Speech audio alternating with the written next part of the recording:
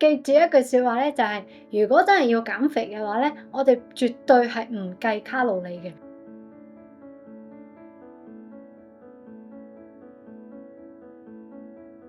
咁又嚟到咧，大家好想知道嘅一個問題啦，就係關於點樣可以減肥咧？點樣可以又唔使抑制你嘅食慾啦，又唔使捱餓啦，但係都可以瘦得到落嚟嘅咧？記住一句説話咧，就係如果真係要減肥嘅話咧，我哋絕對係唔計卡路里嘅，因為計呢啲卡路里嘅數字咧係冇意思嘅。我哋要計嘅話咧，係我哋嘅身體嘅代謝能力嘅。點解會同呢個嘅代謝能力有關係咧？就係我哋身體會有一個情況喺度嘅，咁就係咧，當我哋嘅身體嘅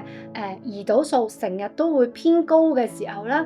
咁我哋就會有機會咧係會不斷咁樣去儲存到呢啲嘅脂肪嘅。咁點解胰島素同呢個嘅脂肪會有關係咧？咁啊，首先我哋要講下胰島素喺咩情況之下會不斷咁樣分泌出嚟，就係當我哋食一啲高糖啦、高甜啦、精製嘅澱粉質啊、精製嘅甜品啊、碳水化合物嘅時候咧，我哋嘅胰島素咧就會分泌出嚟㗎啦。咁所以咧呢個咧亦都係咧好多人咧就話我一日少食多餐，但係每一餐咧都係有呢個嘅澱粉質嘅時候咧，所以無論你食幾少都好啦，你都係瘦唔到落嚟嘅。